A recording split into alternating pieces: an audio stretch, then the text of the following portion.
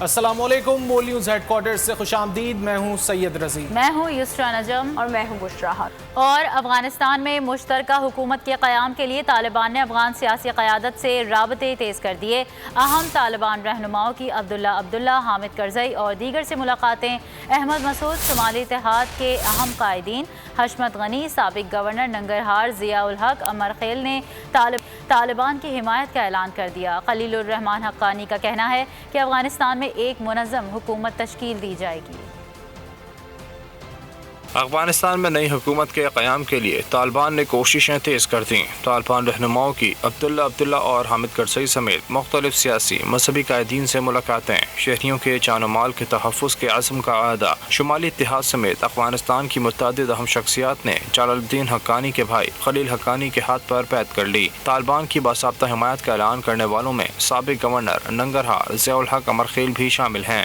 سابق افغان صدر اشرف غنی کے بھائی حشمت غنی نے بھی طالبان کی حمایت کا اعلان کر دیا۔ کہا کہ امن افغانستان کے لیے انتہائی ضروری ہے۔ افغانستان کے صوبہ پنجشیر میں بھی جنگ کا خطرہ ٹل گیا ہے اور احمد شاہ مسعود کے بیٹے احمد مسعود جونیئر نے طالبان کی حمایت کا اعلان کر دیا ہے۔ افغان طالبان کے مرکزی رہنما خلیل الرحمان حقانی کا کہنا ہے کہ اب کسی سے دشمنی نہیں رہی۔ اشرف غنی، امراللہ صالح اور حمداللہ محب سمیت سب کے لیے عام معافی ہے۔ پی ٹی وی سے گفتگو میں کہا کہ امریکہ سے دشمنی میں ہم نے پہل نہیں کی تھی اور اب بھی نہیں کر رہے۔ ہمارے مذہب اور مول سے زیادتی ہوئی تو مجبوراً ہم نے بندوق اٹھائی۔ خلیل الرحمان حقانی کا کہنا تھا کہ افغانستان میں ایک منظم نظام بنے گا جس میں تمام قومیتیں، ساری تنظیمیں اور تعلیم یافتہ لوگ شامل ہوں گے۔ قوم کو متحد کرنے والوں کو حکومت میں شامل کیا جائے گا۔ افغانستان میں امریکہ کو دنیا کی سب سے بڑی فوجی شکست ہوئی۔ ڈونلڈ ٹرمپ نے ایک بار پھر امریکی صدر جو بائیڈن کو تنقید کا نشانہ بنا دیا۔ کہا کہ اس ناکامی کی تمام طرز بائیڈن انتظامیہ پر عائد ہوتی ہے۔ افغانستان میں امریکہ کو تاریخ کی بدترین اور سب سے بڑی فوجی شکست ہوئی۔ افغانستان سے انخلا پر ٹرمپ نے جو بائیڈن کو ایک بار پھر آڑے ہاتھ لے لیا۔ جو بائیڈن نے امریکی فوجیوں اور شہریوں کی جانیں خطرے میں ڈال دیں۔ سابق امریکی صدر نے بیان میں کہا، بائیڈن انتظامیہ نے انخلا کی کوئی منصوبہ بندی نہیں کی اور طالبان کو کھلا راستہ دیا گیا جس سے انہیں افغانستان پر قابض ہونے میں مدد ملی۔ اس سے قبل ٹرمپ نے صدر بائیڈن پر افغانستان میں ناکامی پر مستعفی ہونے کا مطالبہ کیا تھا۔ امریکی صدر بائیڈن نے افغانستان سے فوج کے انخلا کو درست قرار دیا تھا۔ ان کا کہنا تھا کہ ہمارا مقصد القاعدہ کا خاتمہ اور اسامہ کو پکڑنا تھا۔ اس مشن میں کامیاب رہے۔ جنگ ختم کرنے کے فیصلے پر ہمیں کوئی شرمندگی نہیں۔ خصوصی بول نیوز احمد منصور ہمارے ساتھ لائن پر موجود ہیں۔ جی احمد منصور، اس بارے مزید آپ کیا بتائیں گے؟ دیکھیں بشرا کہ یہ تو بہت زبردست ایک ثبوت سامنے آ گیا ہے جو افغانستان میں اتنی بڑی ایک فوجی سطح کی ہزیمت کا اور غلط حکمت عملی کا سامنا کرنا پڑا ہے مغرب کو، اور آج یہ دن دیکھنا پڑا ہے کہ وہاں ان کے جو سارے سٹیکس ہیں وہ ختم ہو گیا، جو وہ چاہتے تھے وہ نہ ہو سکا۔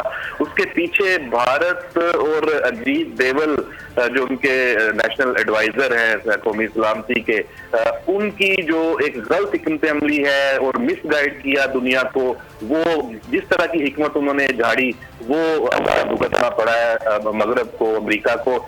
2013 میں اجیت ڈوبھل کی ایک ویڈیو سامنے آئی ہے جس میں وہ امریکن کو اپنی پورا جو ایک لیکچر دے رہے ہیں، اسیسمنٹ بتا رہے ہیں، اور اس میں وہ 2013 میں پاکستان کی جو فوجی قیادت ہے اس کو وہ تنقید کا نشانہ بنا رہے ہیں کہ پاکستان کی فوجی قیادت یہ کہہ رہی ہے کہ افغان نیشنل آرمی پہ جو اتنا پیسہ خرچ کیا ہے، اس طرح یہ فوج کو نہیں بن سکے گی، افغانستان کو یہ نہیں سنبھال سکے گی، ان میں استعداد نہیں ہے، اہلیت نہیں ہے۔ لیکن اجیت ڈوبھل اس میں تنقید کا نشانہ بنا رہے ہیں کہ بات کر رہی ہے پاکستانی جنرلز ہیں، اصل حقیقت بڑی برعکس ہے، بڑی زبردست ہم نے افغان نیشنل آرمی کی تربیت کر رہے ہیں۔ اس میں وہ تسلیم کر رہے ہیں کہ بھارت اور امریکہ اس کو کھڑا کر رہا ہے اور بنا رہا ہے، ہم نے بڑی محنت کی ہے اور یہ بہت زبردست طریقے سے افغانستان سنبھال لیں گے۔ آج سب نے دیکھ لیا کہ وہاں پہ کیا ہوا، افغان نیشنل آرمی کہیں نظر ہی نہیں آئی، پلیٹ میں رکھ کر افغان طالبان کو انہوں نے افغانستان دے دیا، اور صورتحال یہ ہے کہ پوری دنیا اب مجبور ہو گئی ہے یہ کہنے پہ، یہ ماننے پہ کہ ان کی ساری حکمت عملی، سارے اندازے افغانستان میں غلط ثابت ہوئے ہیں۔ اس کا جو اگر دیکھا جائے کہ اس کا ذمہ دار ہے وہ بھارت، اور جو بھارتی جو قیادت ہے وہ نظر آ رہی ہے جس نے دنیا کو مس گائیڈ کیا ہے، انہیں جھوٹ بولا ہے، ان سے مسلسل عالمی طاقتوں سے تو اس کا اب مغرب کو چاہیے اور خاص طور پہ افغان قوم کو چاہیے کہ بھارت سے وہ جواب طلب کرے, اسے پوچھیں کہ یہ آپ نے اپنی دشمنی کے لیے دنیا کو مس گائیڈ کیا, جبکہ پاکستان کی جو حقیقت پسندانہ جو مشورے تھے, جو اسٹیٹمنٹ تھیں, وہ آج جو ثابت بھی ہو چکی ہیں, اس سے دنیا کو بھگایا کہ پاکستان کی بات نہ سنے, اور اس کا نتیجہ آپ دیکھ رہے ہیں کہ کیسے سب نے بھگتا ہے, اور افغانستان میں وہی کچھ ہوا ہے جو پاکستان. بہت شکریہ آگاہ کرنے کے لیے. نیب اگر ثابت کر دے کہ میرے اثاثوں میں 1993 کے بعد اضافہ ہوا ہے تو میں مجرم. لیگی رہنما احسن اقبال کا چیئرمین نیب کو چیلنج, کہا نیب نے مجھ پر جو کیسز بنائے وہ ردی کی ٹوکری کی نظر ہوئے. شہباز شریف کے خلاف میرے بھائی کو نوازنے کا جھوٹا کیس بنایا گیا. احسان اقبال کا کہنا ہے کہ اگر نارووال اسپورٹ سٹی منصوبہ مکمل ہوتا تو جیولن تھرو میں گولڈ میڈل ہمارا ہوتا. لیگی رہنما کا کہنا تھا کہ قوم کے پیسے کو امانت سمجھ کر خرچ کیا. جس ایجنسی کی مدد لینی ہے لو.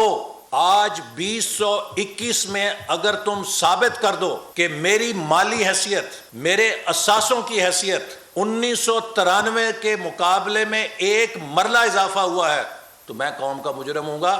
ہر کیس جو تم نے بنایا ہے ہائی کورٹ نے اسے اٹھا کے ردی کی ٹوکری میں پھینکا ہے. اب کل ایک نیا کیس کھول دیا گیا, جھوٹا کیس بنا دیا گیا کہ جس میں یہ الزام لگایا گیا کہ وزیر اعلیٰ پنجاب شہباز شریف صاحب نے میرے بھائی کو ایک غلط ٹھیکہ دیا ہے. مسٹر عمران خان, مسٹر شہزاد اکبر, مسٹر ڈی جی ایف آئی اے, اور اگر آپ کو ضرورت پڑے تو آئی ایس آئی اور ایم آئی اور جو بھی پاکستان کے انٹیلیجنس کے ادارے ہیں ان سب کو شامل کر لیجئے. آپ 3200 ارب روپے میں 32 پیسے کی ذاتی مالی فائدے کی کوئی ثبوت پیش نہیں کر سکیں گے.